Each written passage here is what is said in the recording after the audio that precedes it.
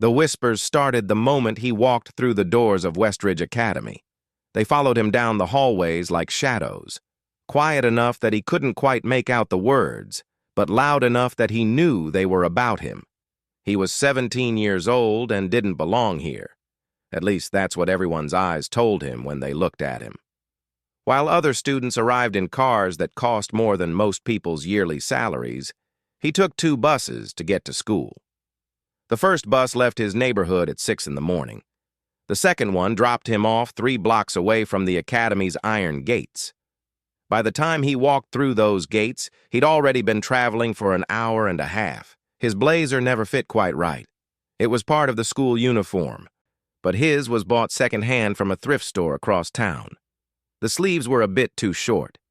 If you looked closely, you could see where the school crest had been removed by the previous owner and then sewn back on, slightly crooked. His shoes were polished so often that the leather had started to crack along the sides, but he polished them anyway, every single night, because at least that was something he could control. Westridge Academy of Performing Arts wasn't just any school. It was the kind of place where parents put their kids' names on waiting lists before they were even born, where students casually mentioned summer homes in 3 different countries, where the practice rooms had better pianos than most concert halls. The building itself looked like a palace, all marble floors and tall windows that let in streams of golden light. He was here on a scholarship, a full scholarship, actually, which should have been something to be proud of. He'd competed against hundreds of other kids for it. He'd played his heart out in that audition, and somehow, miraculously, they'd chosen him. But being a scholarship student at Westridge wasn't like being a scholarship student at a normal school. Here, it was a label, a category, a way of explaining why someone like him was walking the same halls as them. The other students had their ways of reminding him. Nothing too obvious, nothing you could really complain about, just small things. The way conversations would stop when he entered a room.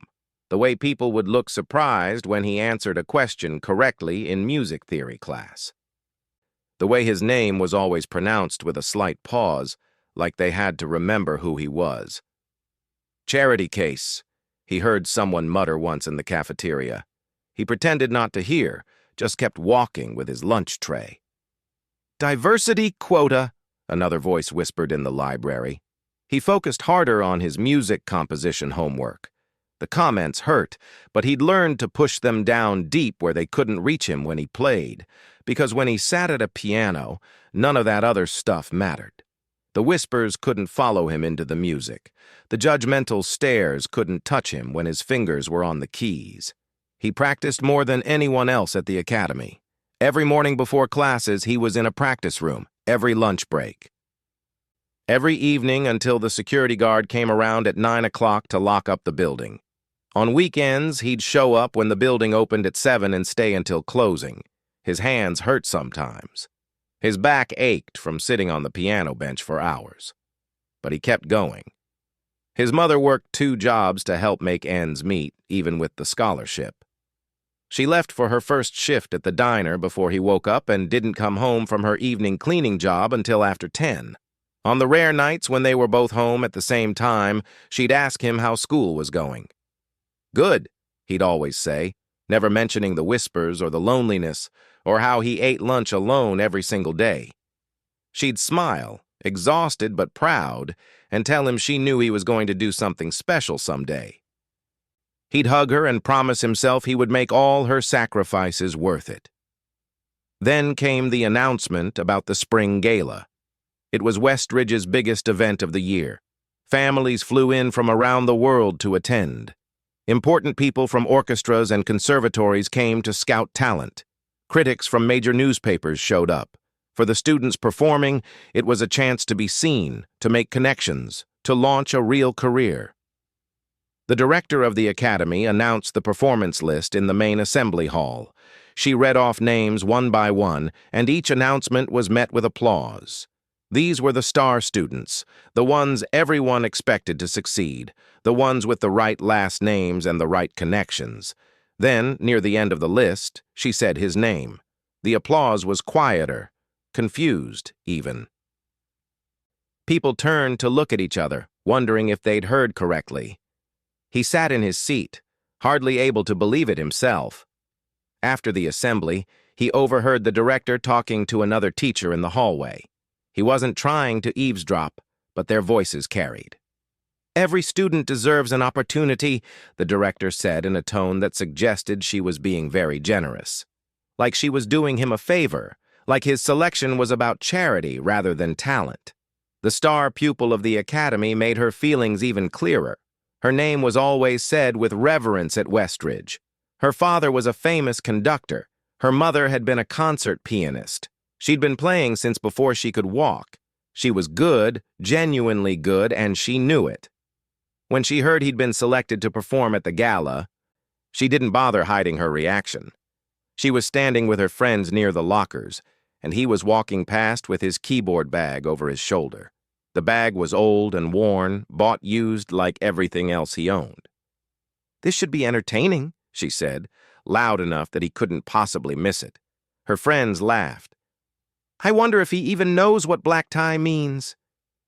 More laughter. Someone made a joke about thrift store tuxedos. Someone else wondered aloud if he'd ever even been to a formal event before. He kept walking, didn't turn around, didn't respond. Just adjusted the strap on his keyboard bag and headed toward the practice rooms. He had work to do.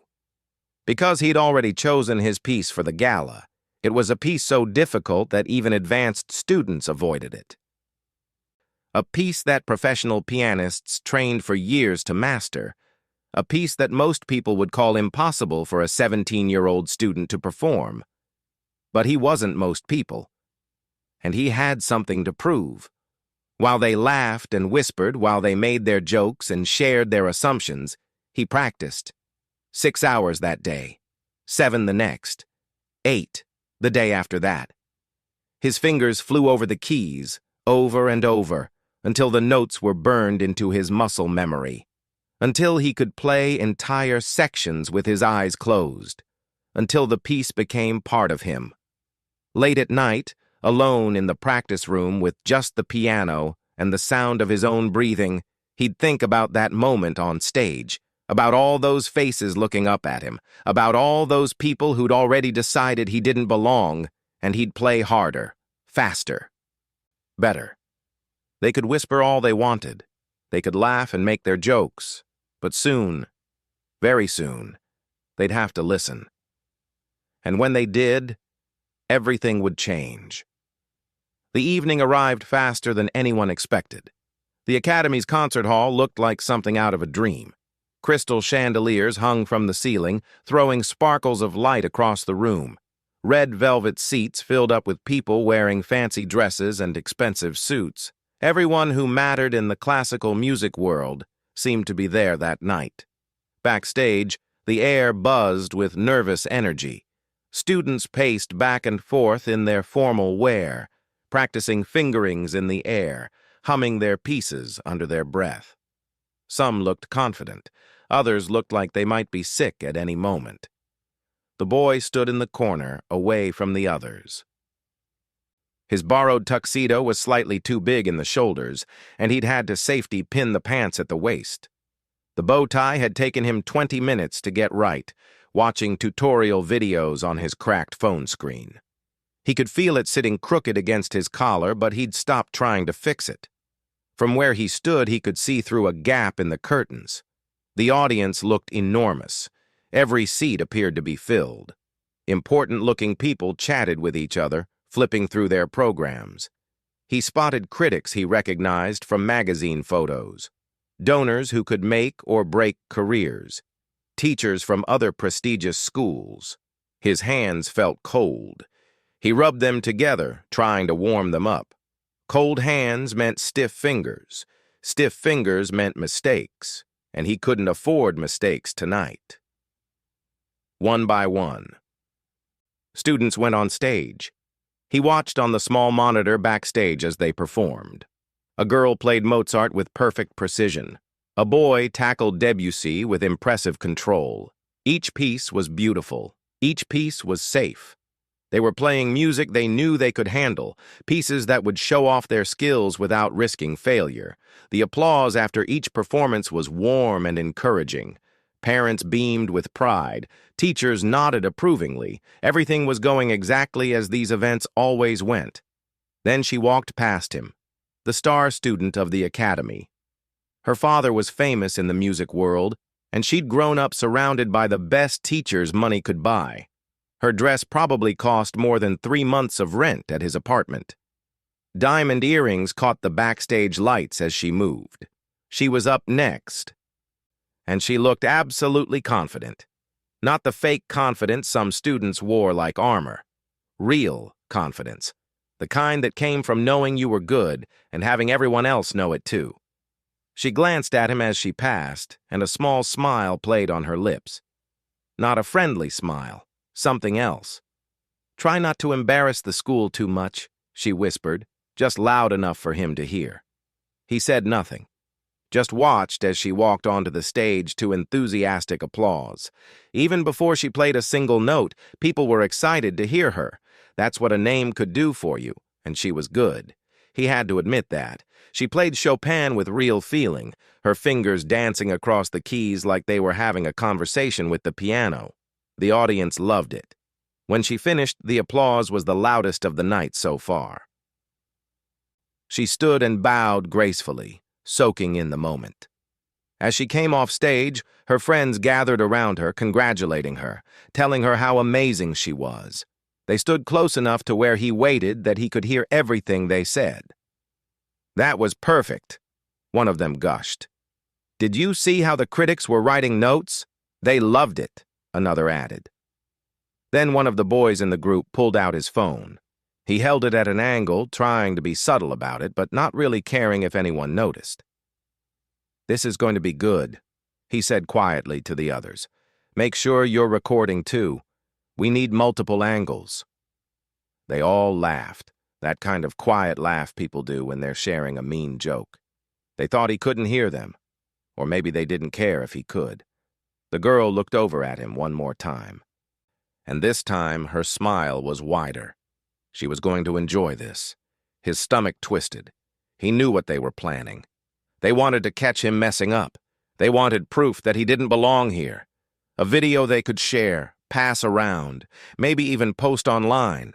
Look at the charity case who thought he could hang with real musicians. The stage manager appeared beside him. "You're up next. You ready?" Was he ready?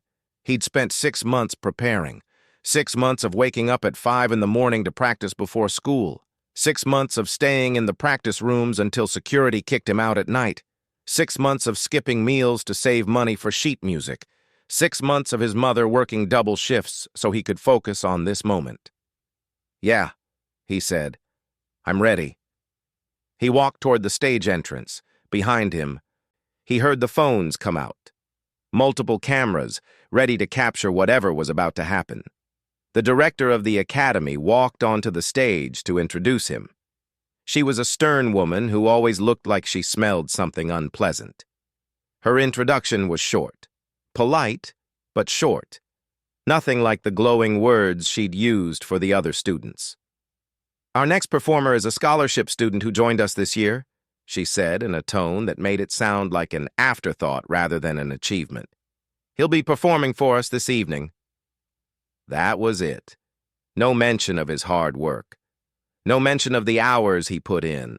Just the word scholarship, hanging in the air like an explanation for everything.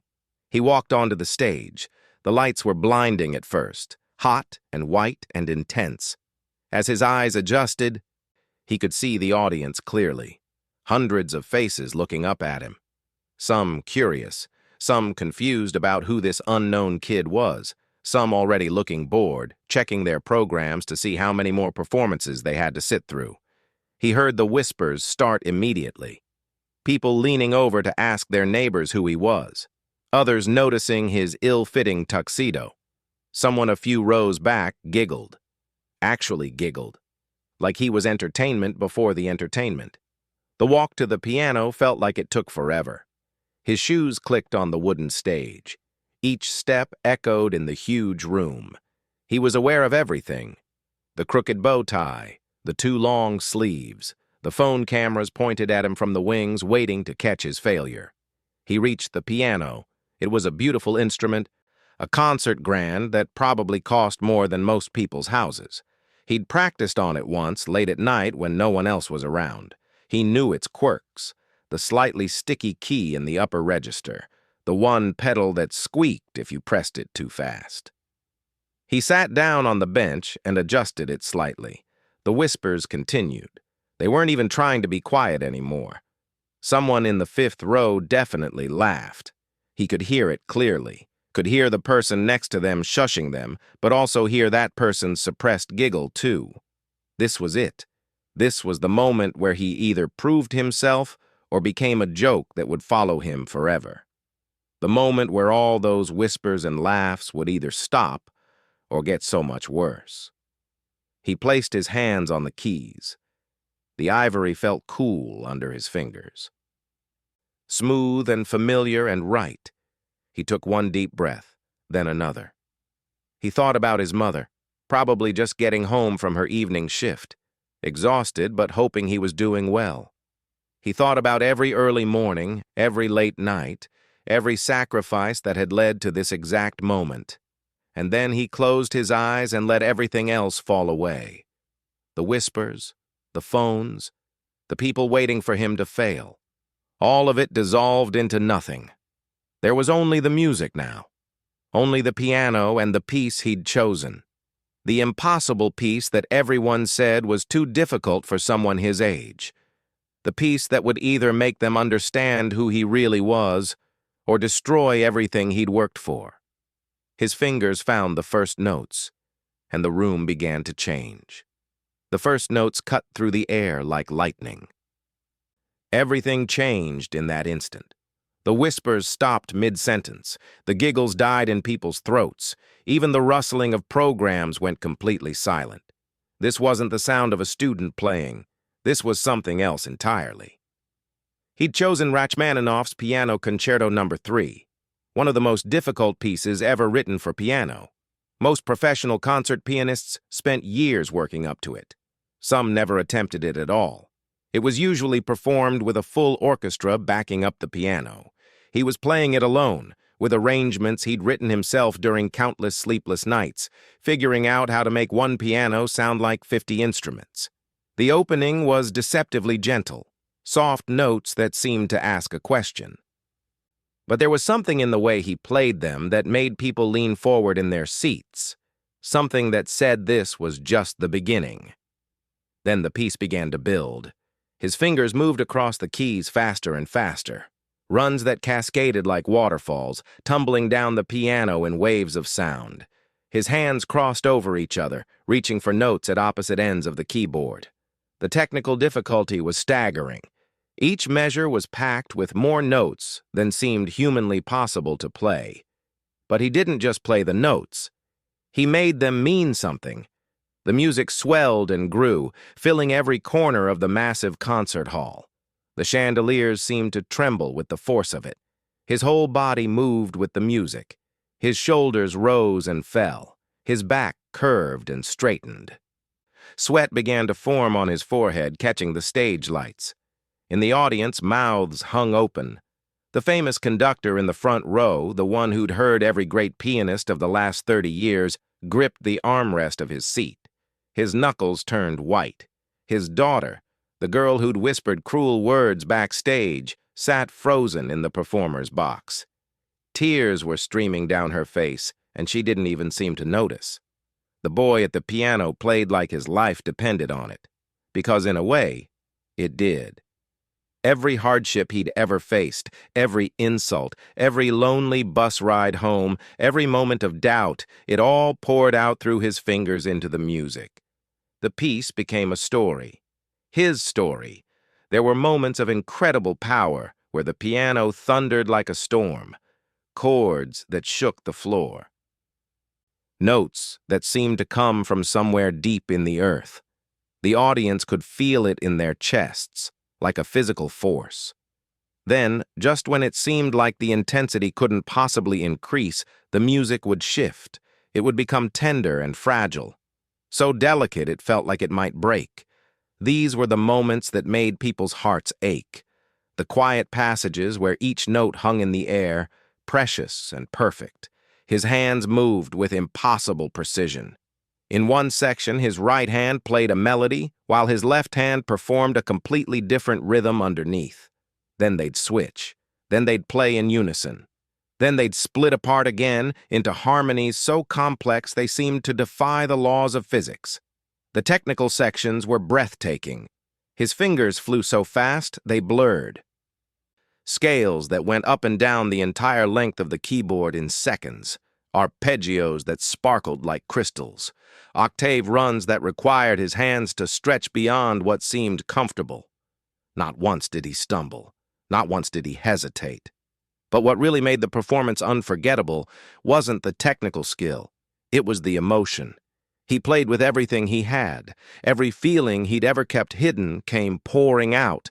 The loneliness of being different, the determination to prove himself, the love for his mother who worked herself to exhaustion for him, the pure joy of music that had saved him over and over again. It was all there, translated into sound. People in the audience found themselves reacting in ways they hadn't expected. A woman in the 10th row wiped tears from her eyes. A man who'd been checking his watch earlier sat completely still, barely breathing. A music critic who'd planned to leave early forgot all about it, his pen frozen above his notepad. The boy's face showed the effort the piece demanded. His jaw was tight with concentration. His eyes stayed closed for long stretches, then would open suddenly as if he'd remembered where he was. Sweat dripped down his temple. His breathing was heavy, audible in the quieter passages. The middle section of the piece was the most demanding. It required both hands to perform rapid-fire sequences of notes that most people couldn't even imagine playing. Each hand was doing something completely different from the other. The left hand laid down a foundation of deep, rolling chords. The right hand danced above it, picking out a melody that seemed to float and soar. His borrowed tuxedo jacket was getting damp with sweat, but he didn't care. The slightly too long sleeves didn't matter anymore. The crooked bow tie was forgotten. There was only the music and the need to get every single note exactly right. As the piece moved toward its climax, the intensity built to almost unbearable levels. The piano sang and roared and whispered and screamed. It became every instrument at once. You could hear the violins in the high notes, the cellos in the low ones. The entire orchestra that should have been there was somehow present in what his two hands were creating. The star student backstage had stopped watching the monitor. She was standing in the wings now, where she could see him directly. Her perfectly applied makeup was ruined by tears. Her friends stood silent beside her, their phones lowered and forgotten. No one was recording anymore. No one was thinking about videos or jokes or proving anything. They were just listening, caught in the spell of what they were hearing. The stage manager, who'd worked at the academy for 20 years and had heard thousands of student performances, stood with her hand over her mouth. She'd never heard anything like this. Not from a student. Not from anyone. The piece demanded everything from him, and he gave it. His fingers ached. His back screamed with the effort of sitting in perfect position for so long. His arms felt like lead, but he pushed through it. The music was bigger than the pain. The moment was bigger than anything he'd ever experienced. Near the end, there was a section that required incredible delicacy.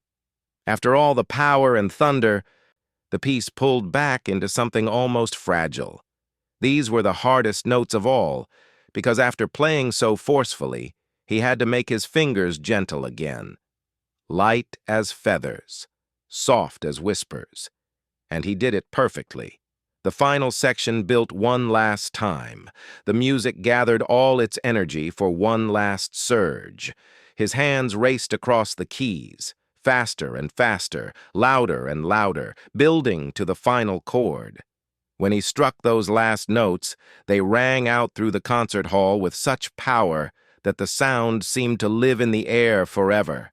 The vibrations traveled through the floor, through the seats, through the bodies of everyone in the room. Then his hands lifted from the keys. The last echoes faded into silence, and the entire world seemed to hold its breath. The silence was absolute. Not a single person moved. Not a cough, not a whisper, not even the sound of breathing. It was as if the entire room had been frozen in time. Hundreds of people sitting completely still, caught between the last note and whatever came next. The boy kept his hands on the keys, trembling slightly from exhaustion and the intensity of what he'd just poured out. His chest heaved as he tried to catch his breath. Sweat dripped down his face. For a moment, he was afraid to open his eyes, afraid to see their faces, afraid that the silence meant he'd somehow failed despite giving everything he had. 5 seconds passed, then 10, then 15. The silence stretched so long it became painful. He finally opened his eyes and looked out at the audience, his heart pounding so hard he thought everyone could hear it. What he saw made his breath catch in his throat. They were staring at him like they'd seen a ghost. Mouths open, eyes wide, completely frozen in shock. In the front row, the famous conductor had half risen from his seat, one hand gripping the chair in front of him so tightly his knuckles had gone white. His face was pale, his expression one of absolute disbelief. The director of the academy sat rigid in her seat, her carefully maintained composure completely shattered. She looked like someone had just rewritten everything she thought she knew about music. In the performer's box, the star student sat with tears streaming down her face, not bothering to wipe them away. Her mascara had left dark tracks on her cheeks. The smug smile from earlier was gone, replaced by something that looked almost like grief, like she'd just realized something profound and painful all at once. Her friends who'd been ready to record his failure sat motionless, phones lying forgotten in their laps. One of them had his hand halfway to his face, frozen in the act of wiping his own eyes. Then, from somewhere in the back of the hall, a single person started clapping. Just one pair of hands. Slow at first, then faster. Then another person joined in, then another, and then like a dam breaking, the entire audience erupted. Everyone shot to their feet at once. The sound was deafening. Not polite applause, not the measured response they'd given the other performers. This was something primal, something that came from a place beyond control. People were shouting, screaming, stamping their feet so hard the floor shook. The thunder of applause rolled over him in waves, so loud it was almost frightening. Hands clapped until they hurt. Voices called out words he couldn't quite make out over the roar. Some people were crying openly.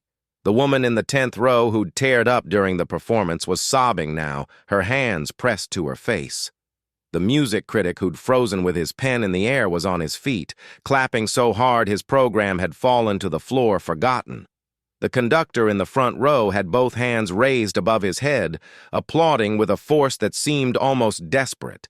His face was no longer pale but flushed, alive with emotion. He was shouting something, but the words were lost in the thunder of sound. The boy stood slowly, shakily, hardly able to process what was happening. His legs felt weak. His whole body trembled. This couldn't be real. This couldn't be happening to him. People like him didn't get reactions like this. But it was real. The applause continued, growing louder if anything. People in the balcony were leaning over the railing, clapping and shouting. The dignified donors and critics and teachers had transformed into something else entirely. They'd forgotten who they were supposed to be. They'd forgotten about maintaining appearances. The music had stripped all that away. He managed a bow, awkward and uncertain. The applause somehow got even louder. Someone shouted, "Bravo!" and then more voices picked it up. "Bravo! Bravo! Bravo!" The word echoed through the hall like a chant.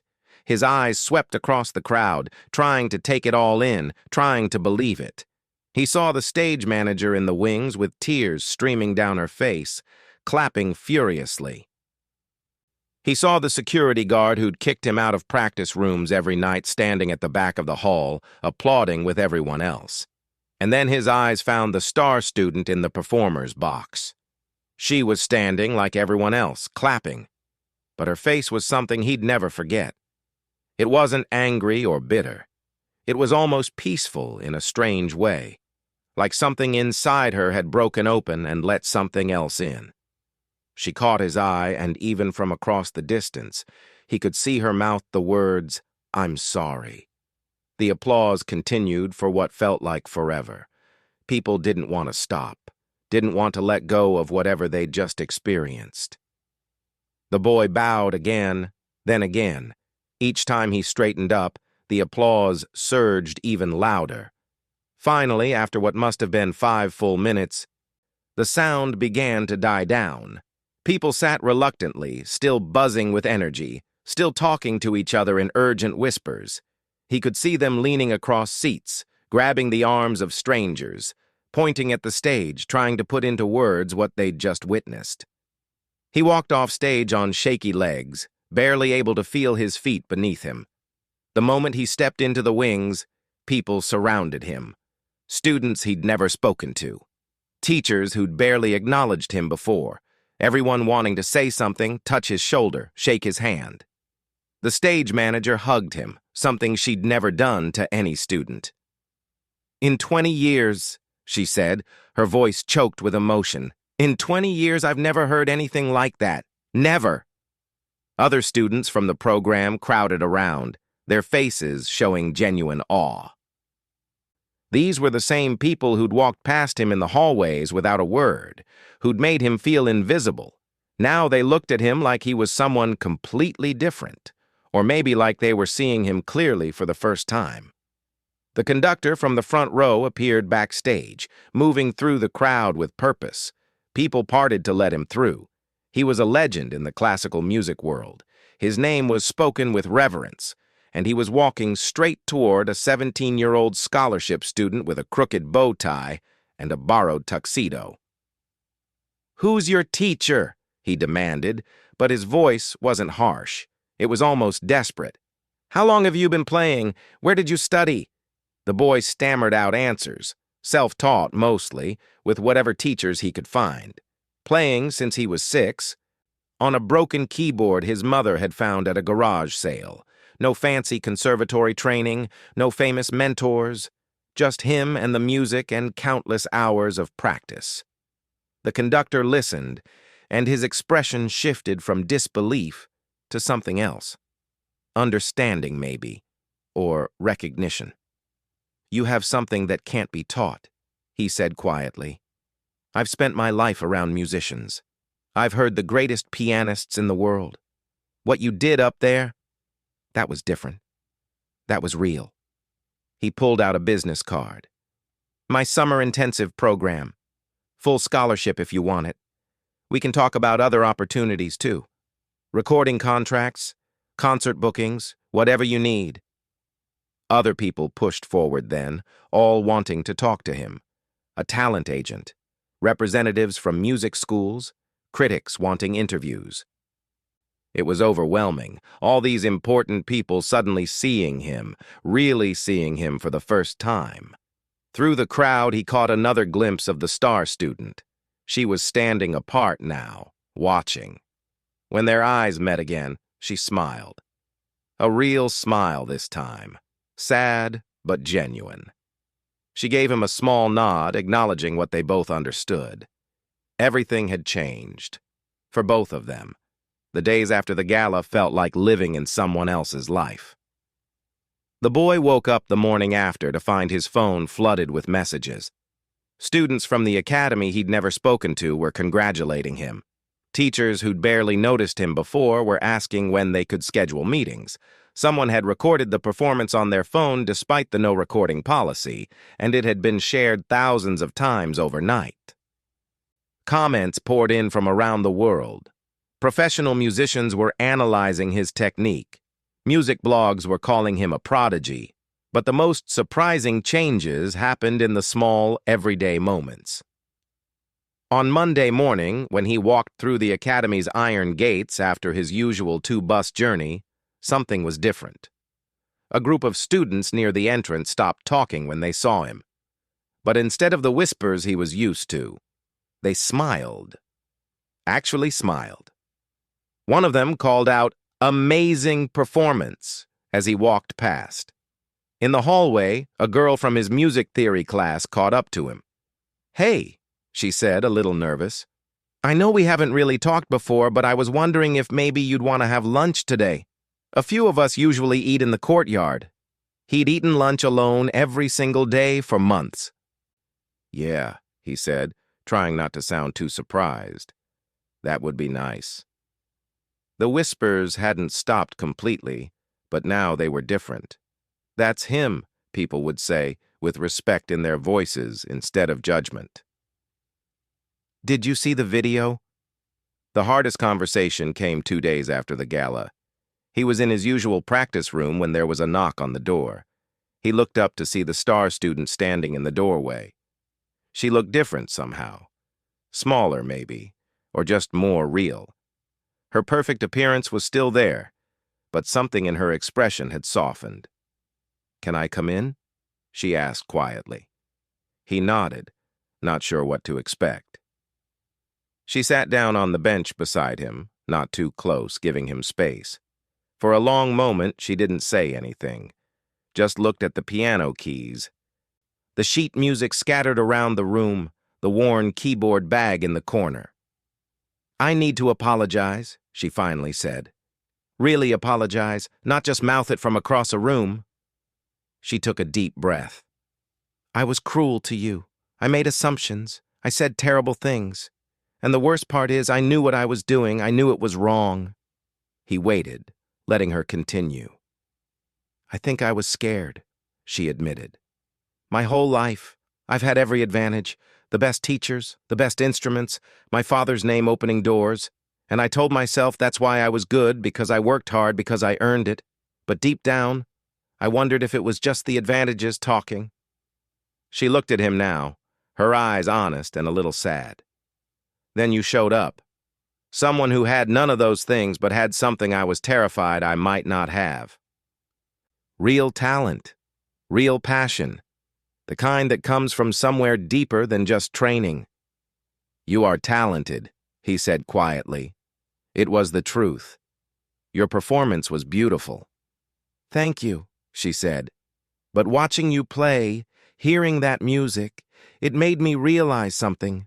I'd been treating music like a competition, like something to win at. But you reminded me what it's actually supposed to be." She wiped at her eyes quickly. "I forgot that somewhere along the way.